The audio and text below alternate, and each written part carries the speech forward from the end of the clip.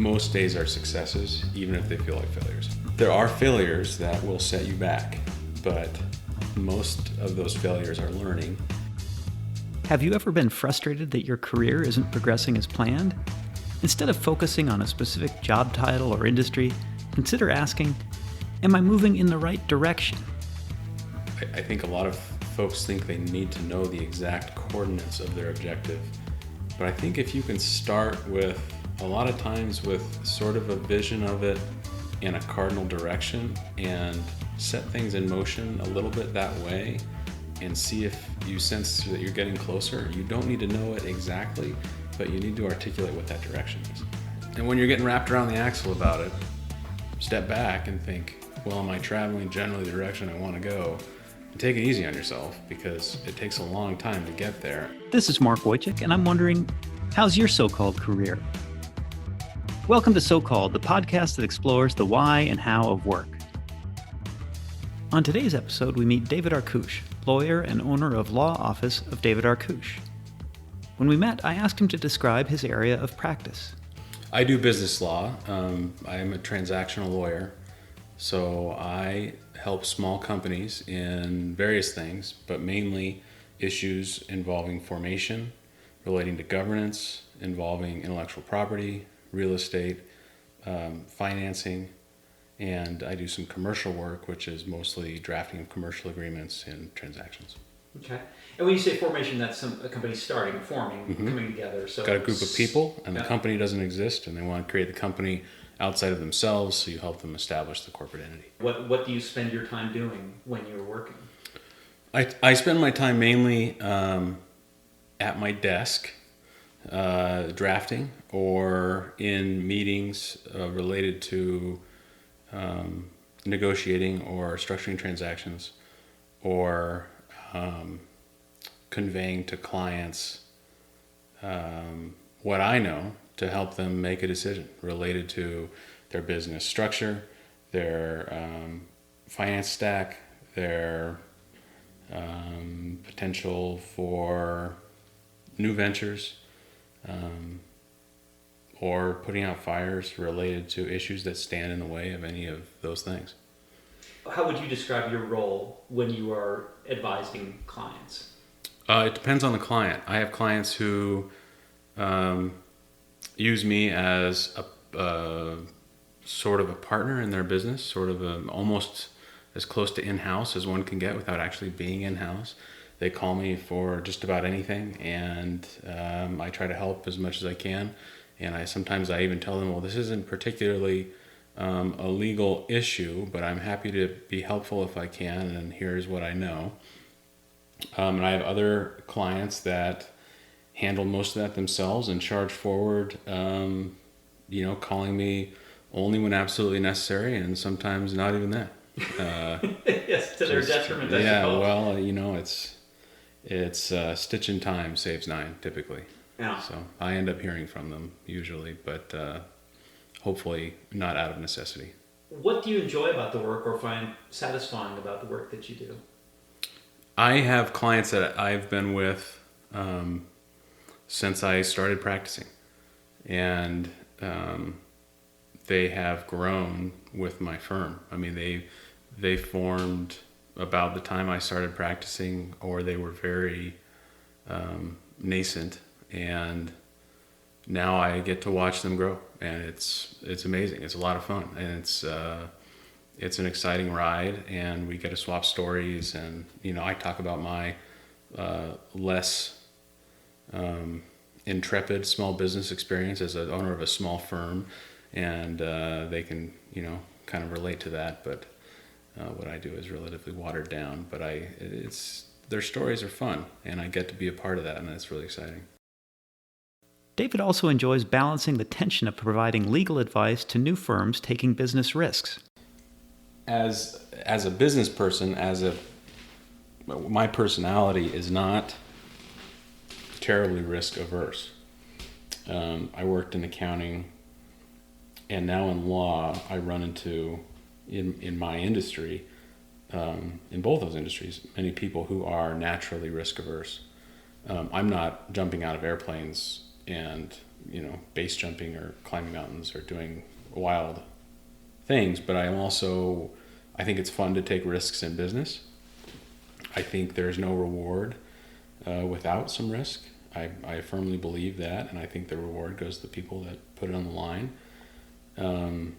However, my job is to counsel my clients away from risk, and so it's been a fun experience for me because it's not my instinct, but it is my practice, and it's been intellectually it's been a lot of fun because I've learned quite a bit about something that I wouldn't have done instinctually, but I now am drawn to for professional reasons. And when I tell my clients things, I sometimes have to say, look, I know what you're thinking, and I understand where you're coming from. If it was me, I would probably be saying the same thing, but as your advisor, I have to tell you, my advice is X versus my gut, if I was sitting in their seat, would be Y. So that's actually been fun. Are there aspects of the work that are less enjoyable? There's an administrative side to running a small law firm that is far less enjoyable. There's recording everything you do during the day. It sucks a lot of joy out of one's life. It doesn't take long, but it's a practice that takes a while to get used to. And it's never particularly enjoyable. It's tedious. I have a friend who says that you want to spend 10% of your time mucking the stalls and 90% riding the horse. And so I'm trying to increase the percentage of time for everyone involved in my operation to ride the horse as much as possible.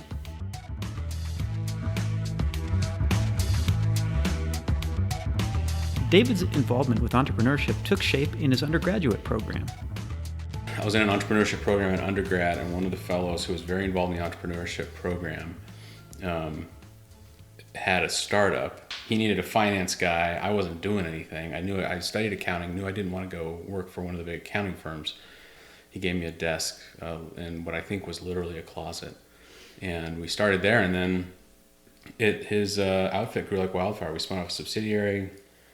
We had about 150 employees. I moved from the closet to a very large office and then back across the hall to another closet and bounced around in that kind of early stage business mode, doing a little of this and a little of that, interfacing with the marketing department, interfacing with the dev group, doing tax work, helping with financing endeavors, helping with strategic planning, and it was a heady time. I was only there for a year, but learned a lot. Yeah, learned a lot. As his role at the software firm developed, David's work became more focused on accounting, leading him to move into public accounting. I thought that's kind of what I wanted. I was getting more and more into my role as a controller, and my role was getting, as the company grew, was getting more and more accounting specific, and I was interfacing more and more with our outside accountants. And I thought, this might be a good experience to have under my belt. And it was kind of one of those, just wanted the stripes on my sleeve kind of a thing. And ultimately, he found public accounting was not the fit he was hoping for, and he set his sights on law school. I'm a dog person. I mean, I like, I like companionship and teamwork and camaraderie, and law school is the opposite of that. I have friends that went to medical school, and they tell me about how they divide them into teams and they want to drive them to succeed. And I said, well, what is this? Where's the attrition? Where's the look to your left, look to your right? One of these people will not be here. And I'm worried that the medical community is getting very soft.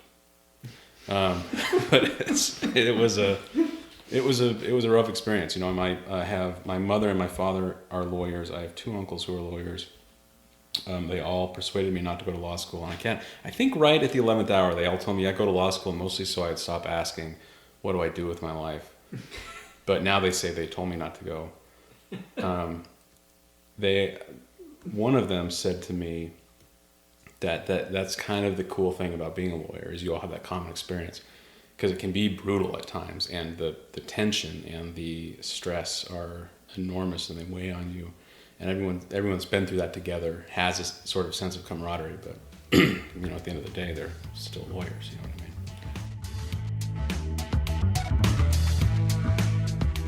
Although David's profession and role have changed throughout his career, he has always retained a connection to new businesses. For him, finding the right career was a matter of finding the best fit. Sometimes finding your passion can be like turning your hobby into your job, and then you don't like your hobby anymore. Yeah, right. Yeah. It's more about fit, I think, than passion. Yeah. Well, say a little bit more about that. What's the fit here for you? The fit, the best fit for me is that I am involved in entrepreneurial endeavors, because that is my, quote, passion part of this. Law school seemed like a fun way to engage, or to prepare myself to engage, if not as a founder.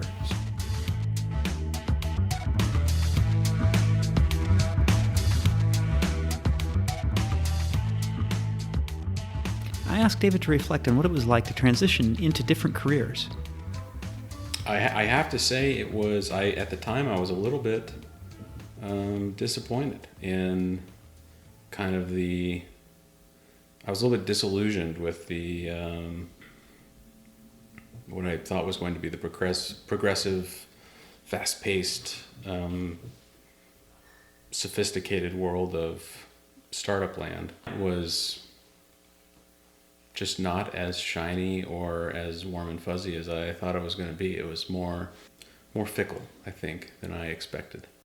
And sometimes I think I imposed a half measure on myself. I think I was trying to straddle two worlds that I couldn't. And I think that's something that we need to let young people understand. Or maybe it was just me that didn't understand it, but I was trying to stay geographically close to where I wanted to be. So I was in Spokane, Washington. It's about 6.5 hours away from here. And I could easily be in Boise, spend time in Idaho, was in the Pacific Northwest. But at the same time, I wanted the type of experience that one can probably only get in a coastal city, or a very large metropolitan area. And I think if I had taken that next step and said, I'm going to spend this time looking to really get the experience that I want to get, no matter where it is, and sacrifice geography for experience, maybe it would have been different. But I was trying to line up, kind of thread a needle on being where I wanted to be, doing what I wanted to do. So I was kind of taking a compromise on, well, this is as close as I can get to what I want to do where I am. And that's, and I didn't have a plan, and I wanted to be entrepreneurial and somewhere in commerce or, small business. And that's how people end up in law school. I could have studied philosophy or English or political science and been in the same track, sort of. But I was glad I got the degrees I did. I studied different facets of business, and it was helpful. But I did not stay on that path. They say the battle plan doesn't survive first contact with the enemy, and that was true in this case.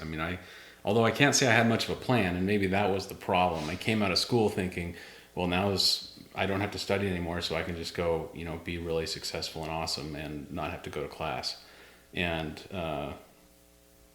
I really thought I would be somewhere in-house like I was with this software outfit. And the fact that I have spent all of my time since then, either in accounting in school or as outside counsel, has been much different than I ever anticipated. And but like you say, I think it's good. I found certain fits in a lot of ways. I've got a lot of flexibility in my professional life. I can try new things relatively easily. Areas as far as areas of interest and types of engagements. David credits his parents for influencing his thoughts and attitudes about work, as well as a mentor from his time in the software business.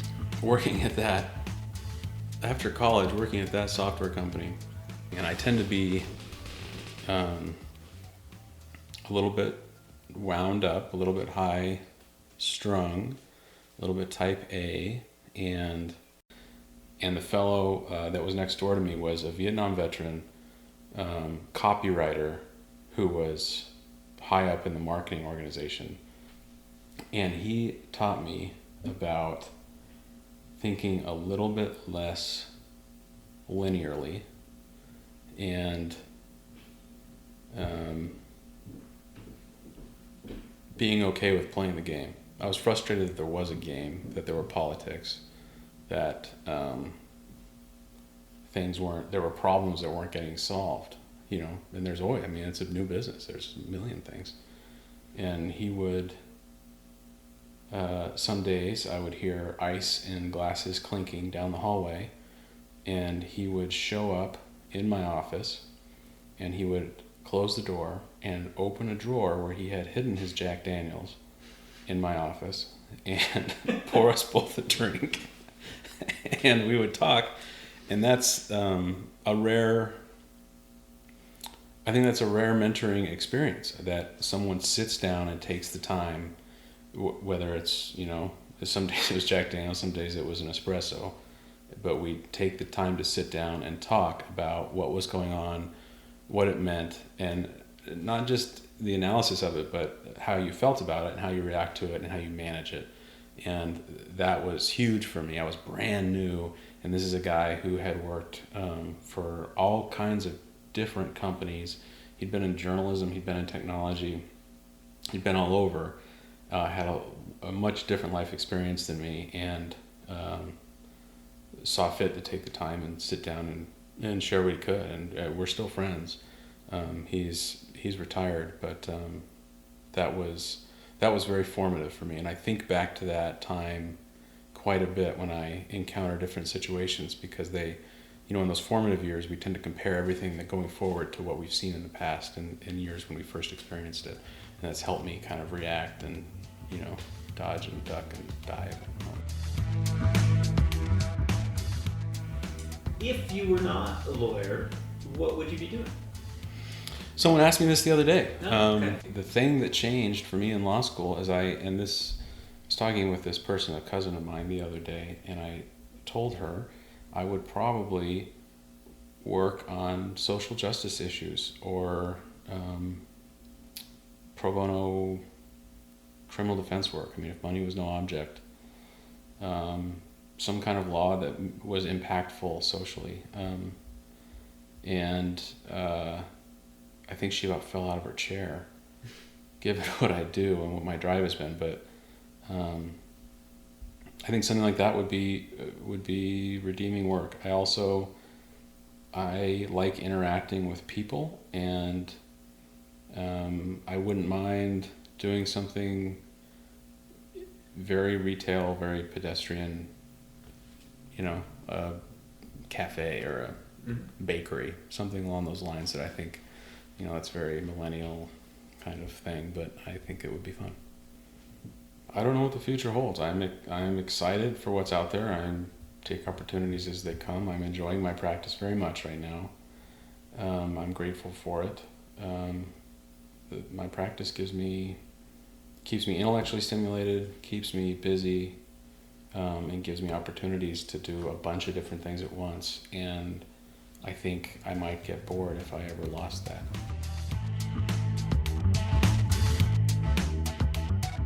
When it comes to providing career advice to others, David draws on his experience with startups. The best leaders that I have seen define mission very well. They define their enterprise's mission with clarity, and they digest that into actionable steps. We talked earlier about having a plan after school or having a plan for your career. I don't think it's so much a plan. I think planning is important and has a place in there. It's more knowing your objective, knowing your goals, and I think that's where leadership translates to planning your own life. I think you really need to have your goals, whether it's just sitting down and forcing yourself to actually write them out or articulate them to a friend or something along those lines, so that you can reflect on them and actually let them crystallize and see where that takes you. I think a lot of folks think they need to know the exact coordinates of their objective But I think if you can start with, a lot of times with sort of a vision of it in a cardinal direction and set things in motion a little bit that way and see if you sense that you're getting closer. You don't need to know it exactly, but you need to articulate what that direction is.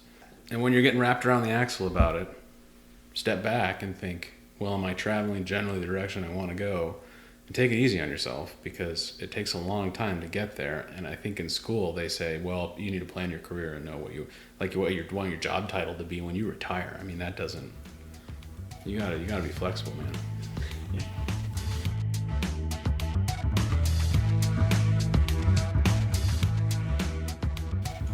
Is there anything you wish you had known before starting your work career?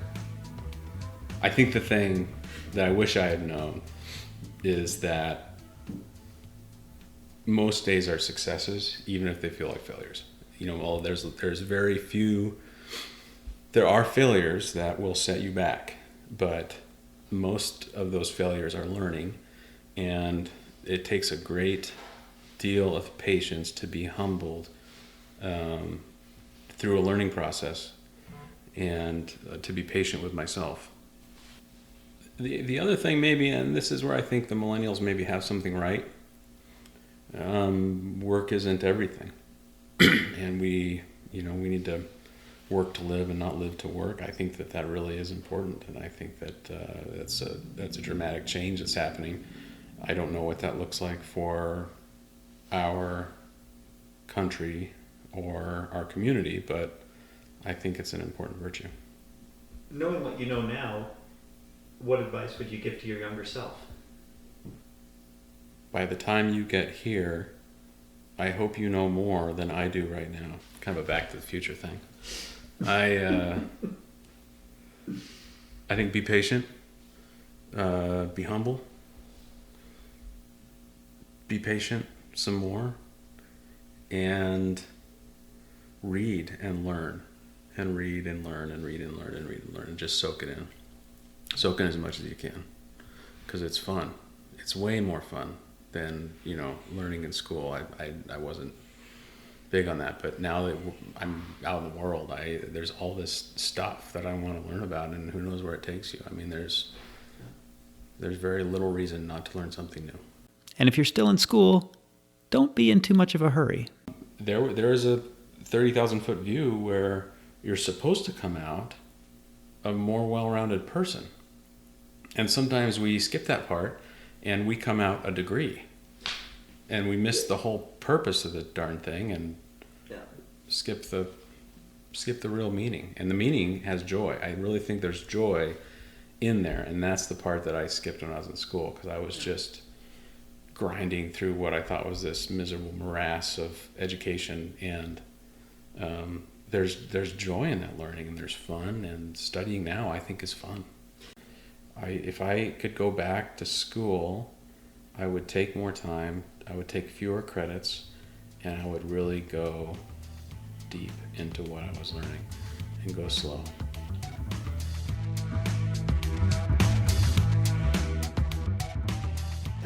But if somebody asked you about working in your field, what advice would you give to them? What would you tell them in terms of training or skills or talents? So there's a place for you in the law, I will tell you that.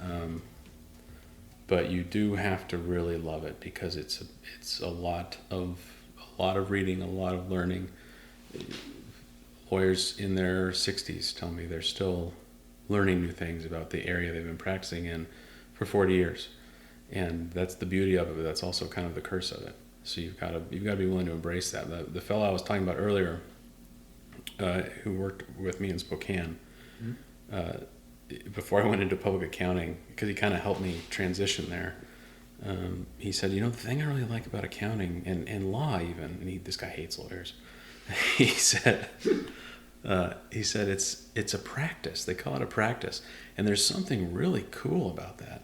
And I've thought about that a lot since, and there really is. And that's when I'm learning something new. That's when I feel like this isn't just a job, and not even just a career. I mean, it's a practice.